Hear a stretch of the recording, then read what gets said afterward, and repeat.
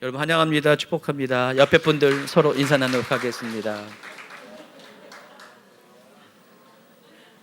오랜만에 찬송가를 부르니까 좋아요? 예배 찬양 안에서는 이게 연결이 잘 안 돼서 잘 못 부르는데 가끔씩 찬양팀이 이렇게 불러줬으면 좋겠습니다. 자, 오늘 말씀은 민수기 17장 10절입니다. 같이 읽어볼까요? 여호와께서 또 모세에게 이르시되 아론의 지팡이는 증거기 앞으로 도로 가져다가 거기 간직하여 반역한 자에 대한 표징이 되게 하여 그들로 내게 대한 원망을 그치고 죽지 않게 할지니라. 아멘. 우리가 살다 보면은 사람과 사람 사이에 갈등과 분쟁이 있기 마련입니다. 그런데 그와 같은 갈등이 있는 이유가 뭡니까? 서로 진심을 잘 몰라서 오해하고 불신하기 때문에 그렇습니다.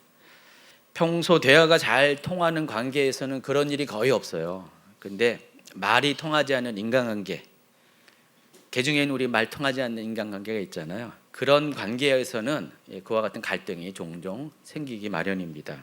물론 여기 계신 분들은 그럴 일 없겠지만은 여러분 중에 어떤 분들, 여러분이 아니라 여러분 중에 어떤 분들은 무늬만 가족인 분들이 있어요. 한 집에 살면서도 가족 관계가 거의 단절된 분들이 있습니다. 부부 사이도 그렇고 부모와 자식 사이도 그런 분들이 있을 것입니다. 서로 대화도 없고 상대방이 어떤 어렵고 힘든 일에 처해 있는가 관심도 없고 또 무엇을 해도 지지해 주기는커녕 전혀 신뢰해 주지 않는 그런 가족 관계가 있습니다. 그래서 내면 깊은 곳에 가족의 무관심으로 인한 상처를 가지고 살아가는 분들이 더러 있는 것 같습니다. 오히려 남이면은 그러지 않을 텐데 가족에 대해서 기대가 많은데 가족이 그러지 않으니까 굉장히 힘들고 버거운 삶을 살아가는 분들이 있습니다.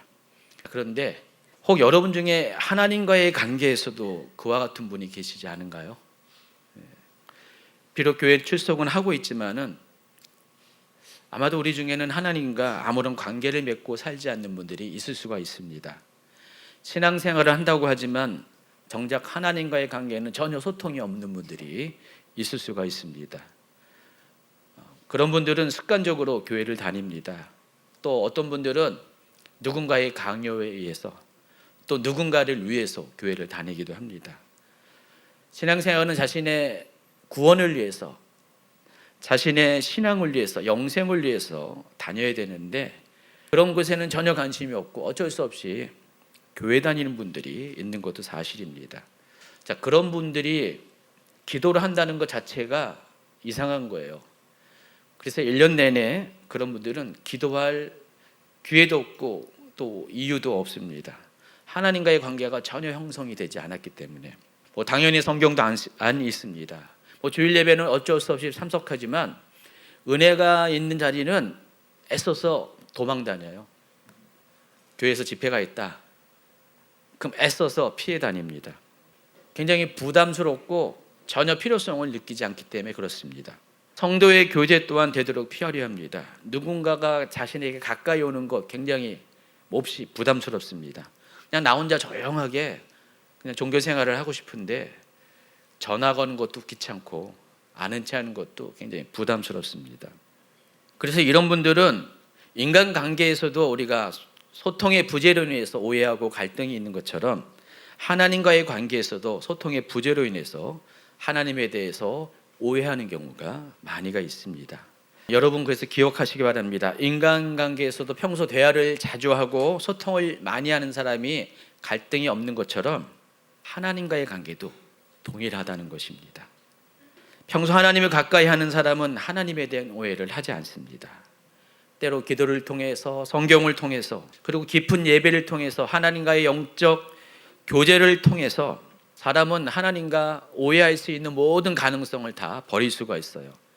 그런 사람은 하나님이 어떻게 나를 대하시든 간에 하나님을 이해하고 하나님을 신뢰하기 때문에 결코 실망하거나 원망하지가 않습니다. 그러므로 여러분 모든 문제들은 관계의 결핍에서 온다는 사실을 아시고 하나님과의 관계도 마찬가지라는 사실을 아시기 바랍니다. 자, 그런데 여러분 그 관계의 결핍을 가져오는 그 장본인이 누구시 아시죠?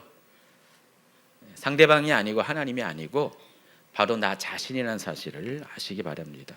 그래서 하나님에 대한 오해는 하나님에 대한 불신을 가져오게 하고, 또 이 불신은 하나님을 신뢰하지 않는 것인데 이 하나님과의 관계에 있어서 치명적인 문제를 가져오게 합니다. 구약에 있는 많은 실패한 인생들은, 특히 이스라엘 민족은 하나님에 대해서 오해를 참 많이 했던 것 같아요.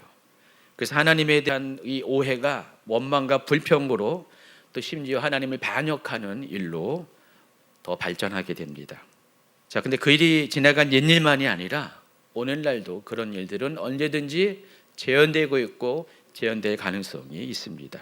여러분에게 분명 다시 한번 이야기하지만 믿음은 관계 안에서 시작되는 거예요. 사람 사이의 믿음은 물론이고 사람과 하나님 사이의 믿음은 더욱더 관계가 중요합니다. 여러분이 하나님을 신뢰하는 수준이 곧 여러분의 믿음의 수준이에요. 여러분이 하나님을 어떻게 생각하느냐가 곧 여러분이 하나님을 신뢰하는 척도가 된다는 것입니다. 그래서 지금 잠시 멈추고 여러분과 하나님과의 관계에 대해서 곰곰이 생각을 해보시기 바랍니다. 여러분에게 있어서 과연 하나님은 어떤 분이신지, 여러분은 하나님이 이 세상을 창조하시고 역사를 주관하시는 분이라는 것을 믿고 있습니까? 여러분은 하나님께서 여러분을 구원하신 분이라는 걸 믿고 있습니까? 여러분은 하나님 나에게 생명을 주시고 나를 기르시고 또 나를 돌보시는 아버지이심을 믿습니까? 또 여러분은 하나님은 언제든지 나에 대해서 또 무슨 상황일지라도 나를 이해하시고 나와 함께 계시고 내 손을 잡아주시고 나를 지지해 주시는 분이라는 것을 믿고 있습니까? 그런 사람이 믿음의 사람이에요. 나는 과연 믿음의 사람인지 한번 생각하는 시간 되길 바랍니다. 여러분, 믿음은 하나님께서 여러분을 위해 행해 주신 모든 일을 기억하는 것입니다. 또 일상 가운데 그분을 생각하는 것이고요, 늘 그분을 믿고 신뢰하는 것입니다. 그리고 중요한 한 가지, 그분의 이름을 불러주는 것입니다. 그래서 여러분은 여러분이 알고 있는, 여러분이 경험한 하나님의 이름을 자주 불러드려야 됩니다. 가족관계 안에서 사랑하는 사람들, 가족의 이름을 불러주는 것이 얼마큼 관계에 있어서 거리를 좁히고 친밀함을 유지하는 것, 여러분 많이 경험했을 것입니다. 하나님과의 관계도 마찬가지입니다. 하나님이 멀리 계신 하나님으로 그냥 두는 것이 아니라, 여러분이 필요할 때만 하나님을 호출하는 것이 아니라 평소에 여러분과 하나님의 관계가 자주 하나님의 이름을 불러주는 관계로 발전을 해야 된다는 것입니다. 그래서 여러분 알고 있는, 여러분이 경험한 하나님의 이름을 자주 불러주셔야 돼요. 하나님은 내 구원자이십니다. 하나님은 내 아버지이십니다. 하나님은 내 선한 목자입니다. 하나님 나의 구원의 방패이십니다. 피할 요새이십니다. 산성이십니다. 하나님은 나의 공급자이시고 치료자이시고 하나님 내게 평강을 주시는 분이십니다. 이와 같은 고백을 자주 하셔야 돼요. 아까도 찬양할 때 나왔잖아요. 요즘 핫한 고백이 있어요. 하나님은 큰 길을 만드시는 분이십니다. 하나님은 내게 새 길을 열어주시는 분입니다. 이 고백 많이 하시기 바랍니다. 제가 신방 가면 신방 찬양의 레파토리 하나 중에 요즘 그 곡을 많이 부르거든요. 수많은 사람들이 하나님을 경험하면서 불렀던 그 이름들을 나 또한 부르는 것이 바로 믿음의 사람이 취할 행동인 것을 믿기를 바랍니다. 아멘. 자, 오늘 선교 본문이 민수기 17장에는 여러분이 잘 알고 있는 아론의 지팡이에서 싹이 나고 꽃이 피고 또 열매가 맺힌 사건이 소개되고 있습니다. 자, 그런데 하나님께서 어느 날 갑자기 뜬금없이 이 명령을 하신 것이 아닙니다. 그래서 하나님께서 왜 이와 같은 명령을 하셨는지를 제대로 이해하기 위해서는 그 앞전의 사건에 대해서 먼저 알아야 될 필요가 있습니다. 민수기 17장 앞에는요, 고라의 사건이 소개되고 있습니다. 여러분, 고라가 누구죠? 고라는 그 레이의 세 아들이 있어요. 게르손, 고핫, 무라리가 있는데 그 둘째 아들인 고핫의 손자가 고라입니다. 근데 그 고핫의 손자 중에 또 누가 있는지 아십니까? 모세와 아론도 있습니다. 그래서 이 고라는 모세와는 사촌지간이에요. 모세의 아버지가 고라의 큰아버지예요. 그러니까 사촌지간입니다. 그런데 그 고라가 누구보다도 모세를 지지해주고 힘이 되어줄 이 고라가 당을 만들어서 모세를 대적하는 사건이 벌어집니다. 자, 민수기 16장 1절과 2절 읽습니다.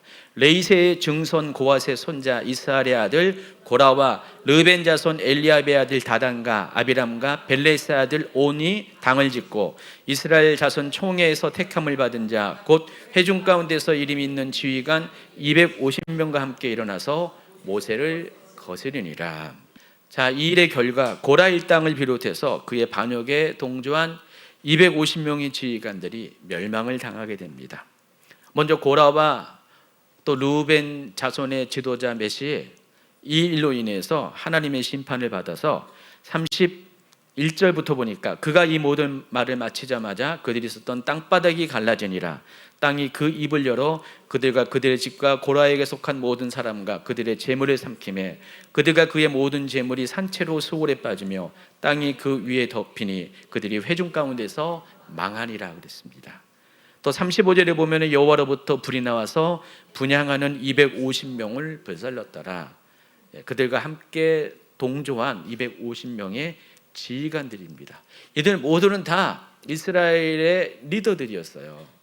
자, 고라의 일로 인해서 백성들은 큰 두려움을 느낍니다. 왜냐하면 자기의 리더들이 모세도 영도자이지만은 또 이름 있는 리더들이 무려 250명이 하나님께서 나온 불에 의해서 살라 죽음을 당하니까 큰 두려움을 느끼게 됩니다.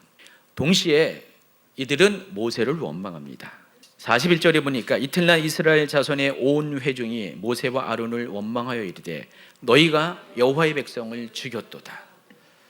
모세와 아론이 이들을 죽였습니까? 아닙니다. 이들을 심판하신 분은 하나님이시고 그리고 그들 스스로가 죽음을 자초한 것입니다. 이같이 반응하신 백성들의 모습을 보고 하나님은 또다시 진노하십니다. 그리고 이번에는 백성들 모두를 멸하려 하십니다. 16장 45절에 보니까 너희는 이 회중에게서 떠나라. 내가 순식간에 그들을 멸하러 하노라 하심에 그 두 사람이 엎드리니라. 다행히 모세의 중보와 신속한 대응을 통해서 모든 백성이 멸망하는 상황까지는 이르지 않았습니다. 그러나 이 백성 중에 14,700명이 연병, 전염병으로 인해서 죽게 되는 상황이 발생하고 일단 이 사건은 종료가 됩니다. 이 일이 민수기 16장에서 일어난 일입니다. 그리고 이 일이 있은 후에 오늘 본문의 소개에는 아론의 지팡이에서 싹이 난 사건이 이어집니다.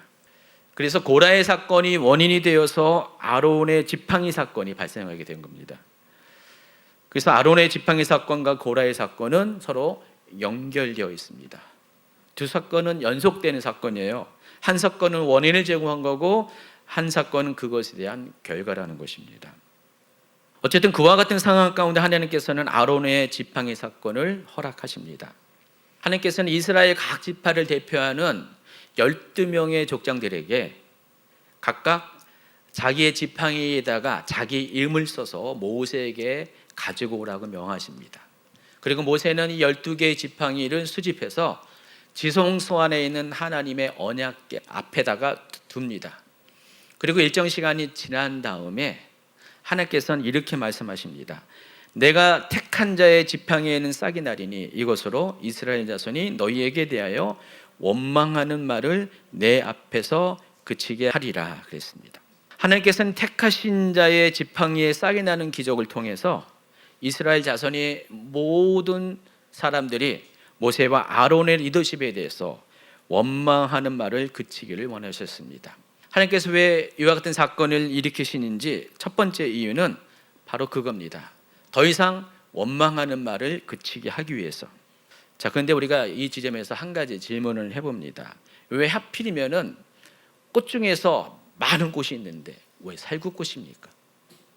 왜 하나님은 아론의 지팡이에서 살구꽃을 피게 하셨을까요? 전혀 생각 안 해봤죠. 그럴 것 같습니다. 개역개정에서는 그 나무를 살구나무로 번역해요. 17장 8절에 보니까 아론의 지팡이에 우음이 돋고 순이 나고 꽃이 피어서 살구 열매가 열렸더라. 자, 그런데 금정역에서는 이 살구 열매를 가리켜서 아몬드라고 번역을 합니다. 살구 열매가 맞습니까? 아몬드가 맞습니까? 당연히 아몬드가 맞으니까 제가 일부러 이렇게 소개를 하겠죠. 아론의 이팡인 지금 살아있는 나무니까 죽은 나무니까? 죽은 나무인데 죽은 나무에서 꽃이 피고 심지어 아몬드 열매까지 맺었다고 했습니다. 자, 그런데 아몬드를 의미하는 히브리 단어가 샤카드라고 부르는데 이 단어의 원형이 있어요. 동사 샤케드에서 왔는데 이 샤케드의 뜻이 깨우다, 경계하다라는 뜻입니다. 여러분, 이 아몬드 나무는요, 이스라엘 달력으로는 1월과 2월 사이에 이 꽃이 핍니다. 여러분이 성지순례에 가면은요, 많이 보는 꽃 중에 하나가 아네모네라고 해서 들의 백합화라고 표현한 빨간색 양귀비 꽃이 있습니다. 이스라엘 전역의 들판에 빨간 양귀비 꽃이 아주 만발합니다. 그리고 또 한 가지 많이 보는 꽃이 이 살구나무 꽃이라고 표현한 아몬드 꽃입니다. 마치 우리나라의 벚꽃처럼 똑같이 생겼어요. 거의 벚꽃 수준이에요. 이스라엘 가면은요, 이 벚꽃 대신에 이 아몬드 꽃이 많이 피어 있습니다. 봄 시즌에 3월, 4월 경에 이 꽃이 많이 피어 있습니다. 근데 이 꽃의 그 이름이 어디서 왔냐면은 경계하다, 깨우다에서 왔습니다. 그래서 하나님께서는 이 사건을 통해서 이스라엘을 깨우시길 원했어요. 그러니까 이스라엘이 이 사건을 통해서 정신 차리고 경계를 가지기를 원하셨다는 것입니다. 자, 무엇에 대해서 깨우치고 경계하시길 원하셨을까요? 조금 전에 소개한 것처럼 고라의 반역 사건으로 인해서 고라의 땅은 땅 속에 꺼졌습니다. 그의 반역에 동조한 250명의 백성의 지휘관들은 하늘에서 내려온 불에 소멸되었습니다. 자, 그런데 그럼에도 불구하고 백성들은 정신을 차려야 되는데 오히려 그 다음 날 모세와 아론을 원망합니다.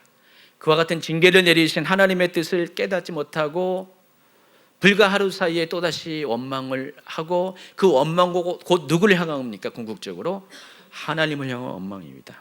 그래서 그 일로 인하여 14,700명의 사람들이 전염병으로 죽게 됩니다. 만약에 모세가 중보로 개입하지 않았으면 이스라엘 백성 전체가 다 죽임을 당할 수도 있었을 것입니다. 하나님께서 아몬드 나무의 꽃과 열매를 통해서 깨우치시고 경계하시고자 하는 것은 이스라엘 백성에게 이제는 멈추실 것을 원한 겁니다.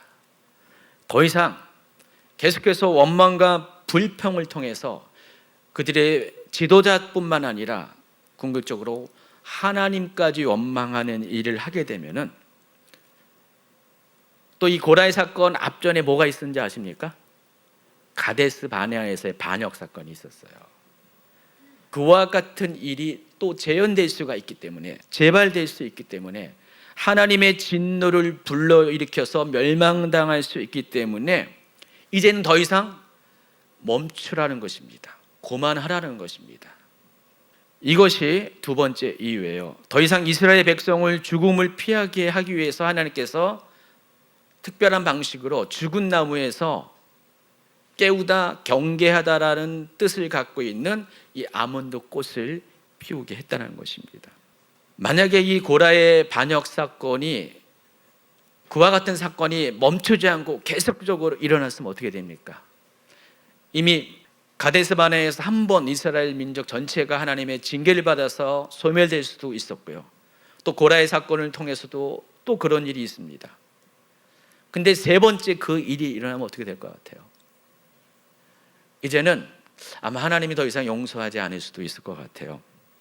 자칫 이 고라의 반역 사건은 이스라엘 민족 전체의 운명을 소멸의 길로 인도할 뻔했던 그런 사건이었습니다. 또 그 일로 그친 것이 아니라 이스라엘 백성을 통해 열방을 구원할 하나님의 계획 자체가 흔들릴 수밖에 없는 그런 중요한 사건이었습니다. 오죽하면 여러분 신약 성경 유다서에 보면은요, 하나님 앞에 정말 범죄한 3대 사건을 소개합니다. 근데 그 3대 사건 중에 이 고라의 사건이 같이 포함되어 있어요. 유다서 1장 11절에 보니까요, 화 있을진저 이 사람들이요 가인의 길에 행하였으며 삭슬 위하여 발람의 어그러진 길로 몰려갔으며 고라의 패역을 따라 멸망을 받았도다. 자, 후대의 사람들은 이 고라의 사건을 이와 같은 관점에서 보고 있다는 것입니다.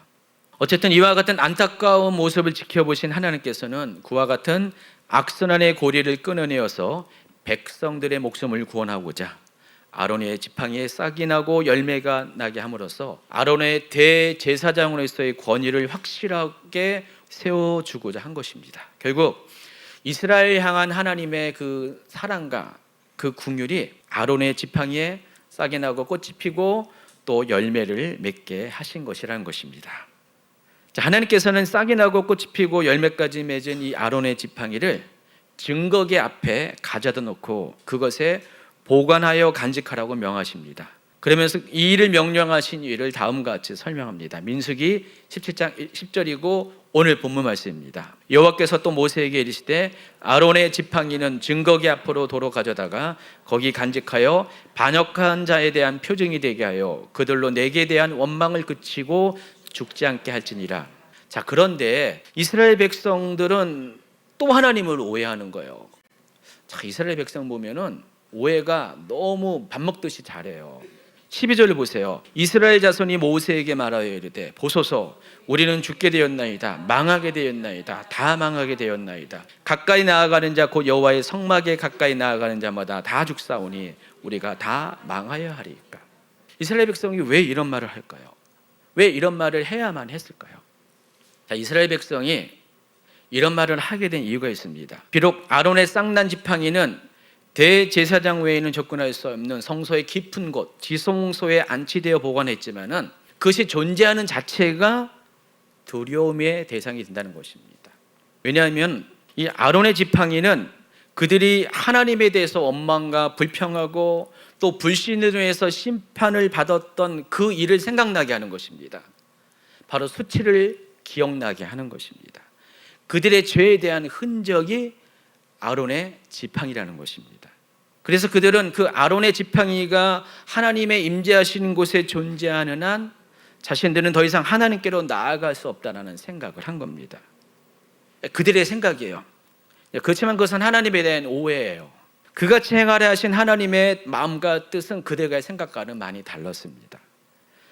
그냥 10절에 표현한 그대로예요. 하나님의 마음은 반역한 자에 대한 표징이 되게 하여 그들로 하여금 하나님에 대한 원망을 그치고 죽지 않게 하기 위해서, 더 이상 그들이 잘못해서 민족적으로 소멸되지 않게 하기 위해서 그 목적을 가지고, 경계의 목적을 가지고 하나님께서 지팡이 사건을 허락했다는 것입니다. 고라의 반역 사건, 그리고 그 이전의 가데스 바네의 사건, 이 모두가 원인이 뭐였습니까? 원망과 불평이고, 하나님을 원망하고 불평한 이유가 뭡니까? 하나님을 신뢰하지 못했기 때문에요. 하나님을 신뢰하지 못한 이유가 뭐죠? 하나님에 대한 오해 때문에 그렇다는 것입니다. 하나님께서는 이와 같은 일련의 사건들을 겪어오면서 그들 안에 있는 원망과 불평을 잠재우지 못하면 자칫 그들 모두 광야에서 죽는 것은 물론이고 또 그들을 통한 하나님의 계획 자체가 무너질 것을 막고자 모세에게 명하여 이 아론의 지팡이 사건을 행하게 하신다는 것입니다.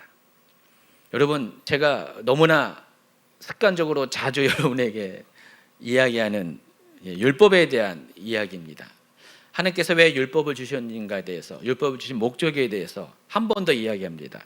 율법은 크게 형법과 예방법이라는 두 가지 목적으로 만들어졌다고 했습니다. 본래 율법을 세우신 목적은 만약 누군가가 죄를 저질렀을 때 자신의 죄에 대해 합당한 징계를 받아야 되잖아요. 근데 법이 없으면 어떻게 됩니까? 법에서 이런 죄를 저질렀을 때 어디까지 형벌을 가해라는 이 기준이 서 있지 않으면 어떻게 됩니까? 자기 마음대로, 재판관 마음대로 정말 작은 죄에도 불구하고 큰 형벌을 가할 수가 있어요. 그래서 하나님께서 율법을 주신 첫 번째 목적은 자신의 잘못 이상의 징계를 당하지 않도록 하기 위해서 형벌의 한계를 정한 것입니다. 여기까지만 형벌을 내려라. 또 두 번째는 죄에 대한 형벌을 정함으로써 형벌에 대한 두려움 때문에 그 같은 죄를 저지르지 않도록 예방법 차원에서 이 율법을 주신 것입니다. 결국 율법은 누구를 위한 것입니까? 모든 사람을 위한 거예요. 피해자를 위한 것이기도 하고 가해자를 위한 것입니다. 하나님께서는 죄인조차도 사랑하십니다. 하나님은 죄인조차도 자신의 죄를 넘어선 형벌을 당하기를 원치 않고요, 자신의 죄에 대해서 깨우치고 돌이키는 수준에서 형벌의 한계를 정하셨습니다. 결국 모든 율법은 하나님의 사랑과 긍휼의 결과로 탄생한 것입니다. 죄와 형벌의 경계를 정하여 주심으로 그들을 깨우쳐 주기 위해서 하나님이 율법을 주신 것입니다. 그러므로 하나님께서 아론의 지팡이에 싹이 나고 꽃이 피고 열매를 맺게 하신 것도 같은 관점에서 이해를 하셔야 됩니다. 아론의 지팡이에 나온 꽃의 열매가 아몬드라고 그랬어요. 그리고 이 아몬드 열매의 원형이 되는 동사, 이 샤케드의 뜻이 경계하다, 깨우다라고 했습니다. 율법의 목적이 이거예요. 깨우고 경계하기 위해서. 그것으로 인해서 더 이상 죄를 짓지 않도록 하기 위해서 하나님께서 율법을 주신 것입니다. 자, 그런데 아론의 지팡이에 죽은 나무가 싹이 나고 꽃이 피고 열매가 맺다 그랬습니다. 자, 그러면 이 아론의 지팡이가 의미하는 게 뭘까요? 이 율법과 관련돼서 아론의 지팡이가 의미하는 것은 활성화된 율법을 의미합니다. 살아있는 율법이라는 거예요. 백성들은 미처 알지 못했어요. 하나님께서는 그들의 행위를 기억하게 하는 이 아론의 지팡이를 그 지성소에 두게 함으로써 그들 속에 두려움이 있었지만은 하나님의 목적은 뭡니까? 그것의 존재 자체를 통하여 그들의 두려움을 느꼈지만은 그것을 통하여 그들이 다시는 반역하고 하나님 원망 불평하는 그 죄를 범하지 않도록 그들에게 경계를 지어준 것입니다. 너희들이 다시 한번 그 일을 행하면은 이제는 정말로 너희 민족이 완전히 광야에서 소멸될 수가 있으니까 그것이 지성소 안에 있다는 것을 기억하면서, 그 자체를 기억하면서 비록 두렵지만은 다시는 그와 같은 죄를 범하지 말 것을 깨우쳐 주시기 위해서, 경계하기 위해서 그와 같은 일을 행하셨다는 것입니다. 한 가지 중요한 포인트가 있어요. 하나님께서 그 지팡이를 보관해 두라고 명령하신 장소예요. 근데 왜 하필이면 왜 하나님께서 지성소 안에 언약궤 앞에다가 그것을 두라고 했습니까? 어떤 분들은 히브리서의 번역을 잘못 오해해서 언약궤 안에 지팡이가 있다고 했는데, 제가 민수기 강의할 때 여러분에게 알려줬습니다. 아론이 갖고 지팡이는요, 막대기가 아니에요. 키보다 높은 긴 겁니다. 거의 2m 가까운 지팡이입니다. 그것을 겨우 뭐 1점 몇 미터밖에 안 되는 언약궤 안에 집어넣을 수가 없죠. 그래서 언약궤 앞에 두라고 명령하셨습니다. 또 어쨌든 하나님께서 왜 이 아론의 쌍난 지팡이를 언약궤 앞에, 곧 지성소 안에 두라고 하셨습니까? 그것은 과연 어떤 의미가 있는 것일까? 여러분, 지성소는 어떤 곳이죠? 하나님이 임재가 있는 곳입니다. 또 지성소는 대제사장 외에는 아무도 들어갈 수 없는 곳입니다. 물론 이때 당시 모세가 살아있는 동안에는 모세도 지성소 안에 들어갈 수 있었어요. 그러나 모세 이후로는 1년에 한 번 대제사장만 유일하게 들어갈 수 있는 장소가 지성소입니다. 또 이 지성소 안에는 뭐가 있습니까? 율법을 상징하는 십계명을 기록한 두 돌판이 담아놓은 언약궤가 있습니다. 그리고 이 언약궤 위에 뭐가 있는지 아시죠? 언약궤를 덮는 뚜껑이 있어요. 혹시 그림 보여줄 수 있나요? 여러분, 이것을 통으로 언약궤라고 생각하고 있는데 저 뜰채 있는 저 밑에까지가 언약궤고요. 실은 저긴 두 개의 다른 물건입니다. 이 언약궤 뚜껑에 보면은 여기 머시시라고 써 있는데 긍휼의 자리라고 불립니다. 다른 말로 속죄소, 시온소라고 부릅니다. 바로 하나님이 좌정하는 자리입니다. 하나님은 저 언약궤 위에 긍휼의 자리에 좌정하십니다. 하나님께서는 언약궤 앞에, 저 긍휼의 자리 앞에 아론의 지팡이를 보관할 것을 명령을 하십니다. 다른 곳에 보관할 수도 있잖아요. 여러분 생각이 이왕이면은 백성들을 경계하고 깨우치기 위해서 한 것이라면은 사람들 보는 바깥에다가 높은 장대 위에다가 딱 세워놓고 자 봐라 그러실 수도 있잖아요.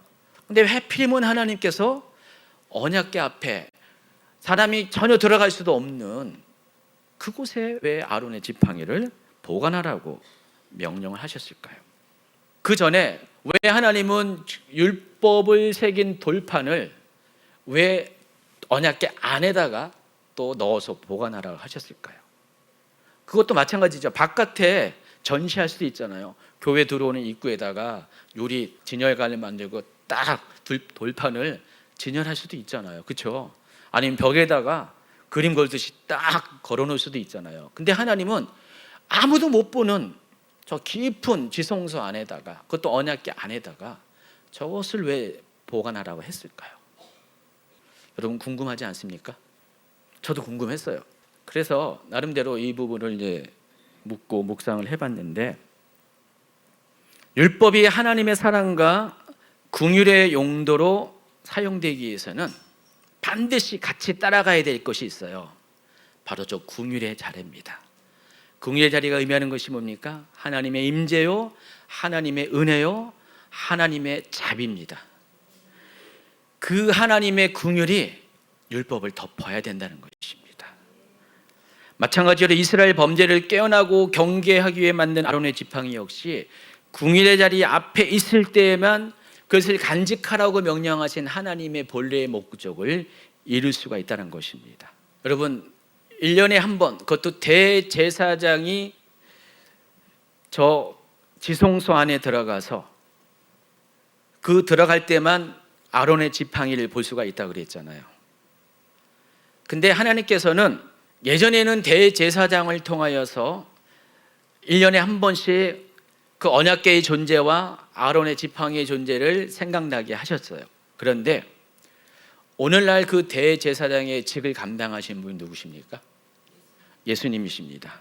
히브리서는 예수님을 가리켜서 아론의 반차가 아닌 멜기세덱의 반차를 따라 생긴 대제사장의 직을 감당하는 분이라고 했습니다. 따라서 하나님은 예수님을 통해서 지금도 여러분을 긍휼의 자리에서 만나시기를 원하신다는 것입니다. 과거에는요 1년에 한 번 이스라엘 백성은 대속죄일날 하나님의 속죄를 경험했어요. 그러나 예수님께서 대제사장의 직을 감당하신 이후부터는요 수시로 하나님은 여러분을 긍휼의 자리 안으로 예수님을 통해서 인도하신다는 것입니다. 동시에 긍휼의 자리에 아래에 있는 율법과 또 그 앞에 있는 아론의 지팡이를 통해서 여러분의 삶의 경계를 지어주시면서 여러분이 방종하지 않도록 깨어나도록 도와주신다는 것입니다. 아론의 지팡이가 왜 그 자리에 있어야 되는 이유가 바로 여기 있습니다. 하나님의 마음이에요.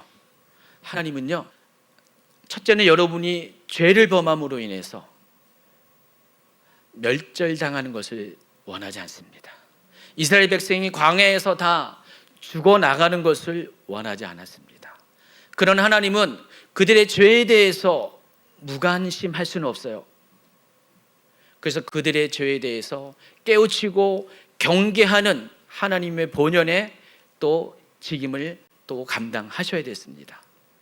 그렇지만 하나님께서는 그 일을 행하면서도 그들에게 여전히 긍휼의 하나님의 자비의 마음을 나타내 보이시고 그들의 수치를 드러나게 하는 아론의 지팡이와 그들을 얽매이게 하는 모세의 두 돌판만 가지고서는 그들이 하나님 앞에 온전하게 살아갈 수 없음을 아시고 언제나 하나님은 긍휼의 자리 위에다가 돌판을 덮고 또 그 앞에 있는 아론의 지팡이를 관리를 하신다는 것입니다.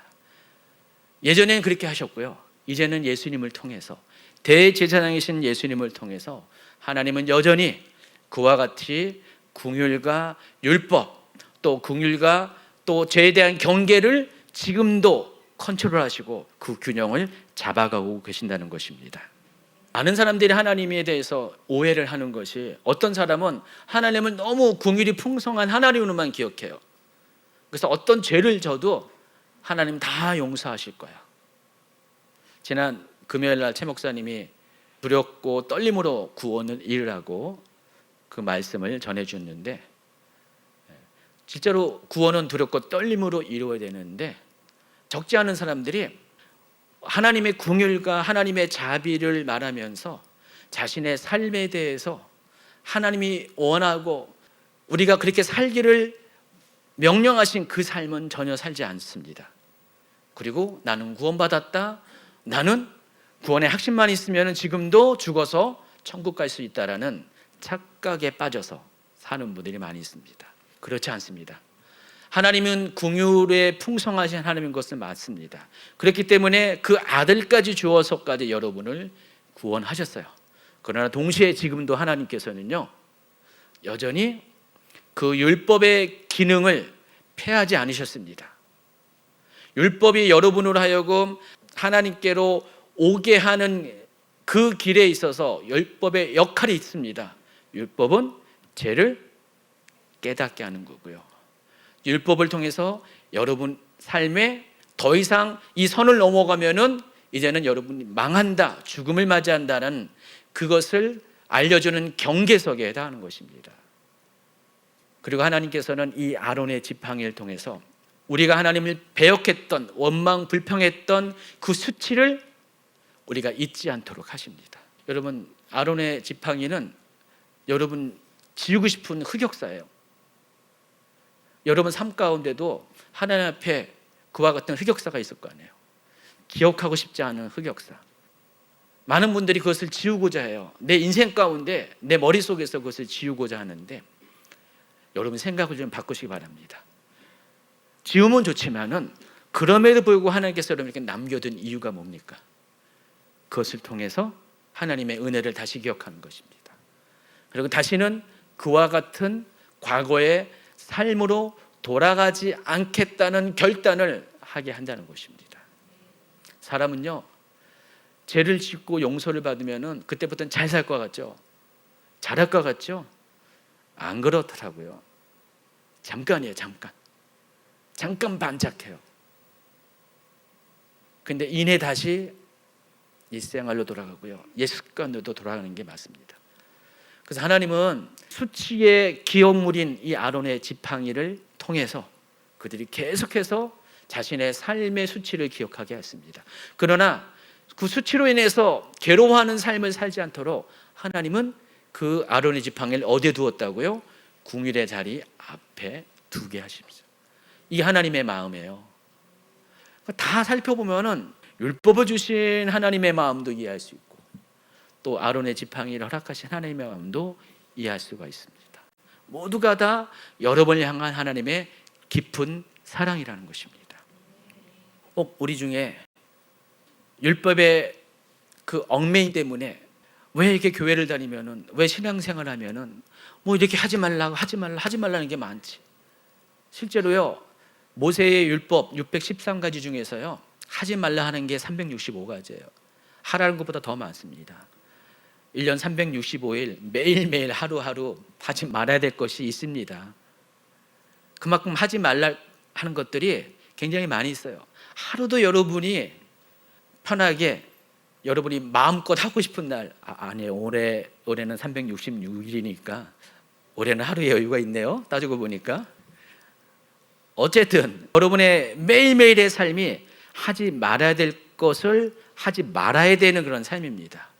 여러분 귀찮죠? 버겁죠? 무겁죠? 율법의 무게가. 그러나 그것만 생각하지 마시기 바랍니다. 하나님은 그럼에도 불구하고 긍휼의 자리 밑에 언약궤 안에 것을 보관하게 함으로써 그 율법조차도 하나님의 은혜 아래에서, 긍휼 안에서 통제하신 분이라는 사실을 아시기 바랍니다. 과거에 여러분의 아팠던 수치, 흑역사조차도 하나님은 여러분을 온전케 하고 경계하고 깨우치는 목적으로 사용하신 분이 하나님이라는 것입니다. 얼마나 놀라운 하나님의 사랑입니까? 혹시 오늘 주제가 아론의 지팡이에 관계된 거기 때문에 하나님과의 관계에서 그와 같은 아픔의 역사를 간직하고 있는 분 계십니까? 그것 때문에 혹 하나님에 대해서 원망하고 불평하고 이해하지 못하는 것 때문에 오해하고 그런 분이 계십니까? 오늘 말씀을 통해서 여러분의 생각을 바꾸시기 바랍니다. 더 이상 하나님을 오해하지 마세요. 하나님을 원망하거나 불평하거나 불신하거나 하나님을 신뢰하지 못해서 결국 하나님을 배역하는 일들을 하지 마시기 바랍니다. 하나님은 늘 언제나 과거부터 지금까지 긍휼의 눈으로 여러분을 지켜보시는 분이십니다. 그리고 대제사장이신 예수님을 통해서 끊임없이 여러분을 긍휼의 자리 앞으로 초대해 주실 분이십니다. 과거에는 1년에 한 번밖에 못 나갔던, 1년에 한 번밖에 용서를 받지 못한 여러분이 이제는 365일 24시간 매일 매 초마다 여러분이 하나님께로 나아갈 수 있는 담대함을 허락하셨고, 또 그곳에서 여러분의 모든 얽매임과 수치를 다 용서를 받게 하셨습니다. 그 하나님을 믿고 신뢰함으로써 더 이상 하나님을 오해하는 삶을 살지 않기 바랍니다. 오히려 감사와 기쁨을 통해서 하나님 자녀된 것이 너무나 행복하다고 입술로 하나님을 찬양하고 고백하는 여러분이 되기를 예수님의 이름으로 축원합니다. 하나님 감사합니다. 그동안 우리가 하나님에 대해서 잘 알지 못했습니다. 하나님을 오해했습니다. 하나님을 원망했습니다. 늘 습관적으로 불평을 쏟아냈습니다. 하나님을 신뢰하지 못했기 때문에 내가 이해할 수 없는 상황 가운데 하나님 앞에 분노했고, 도대체 하나님은 날 사랑하시는지 하나님의 마음에 대해서 많이 힘들어했습니다. 그러나 하나님은 결코 우리를 그와 같이 사무적이나 또 행정적으로 대하지 않으셨고, 늘 아버지가 아들을 품듯이 어미가 딸을 사랑하듯이 늘 부모의 마음으로, 가장 사랑하는 자를 존귀히 여기는 그 부모의 마음으로 우리를 향한 긍휼을 거두지 않으셨습니다. 하나님, 율법으로 인하여서 우리가 많이 힘들어했습니다. 또 우리의 수치를 기억나게 하는 그 아론의 지팡이로 인하여서 우리가 많은 아픔을 겪어왔습니다.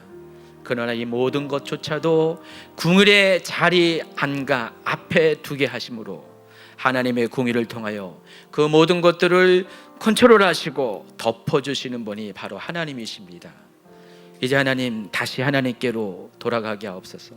하나님의 관계를 온전히 회복하게 하여 주시옵소서.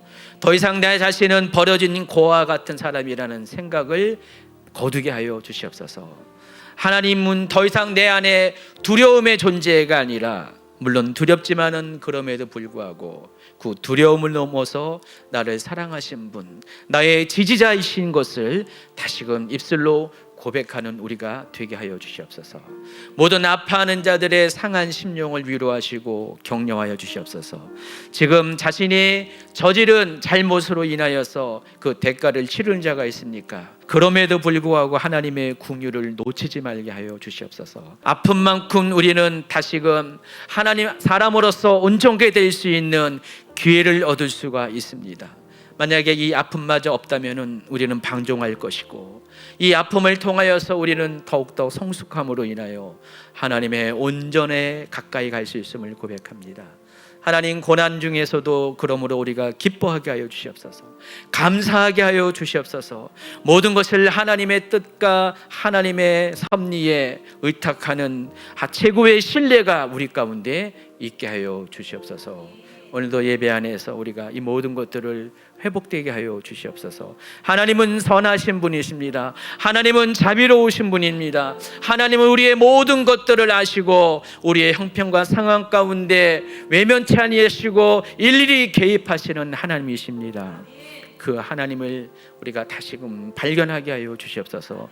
일어나게 하여 주시옵소서. 연약해진 무릎을 다시 일으켜 세우게 하여 주시옵소서. 그리고 앞으로 하나님을 향하여 담대히 나아갈 수 있는 우리 모두가 되게 하여 주시옵소서. 우리 함께 같이 기도하는 시간 갖도록 하겠습니다. 주여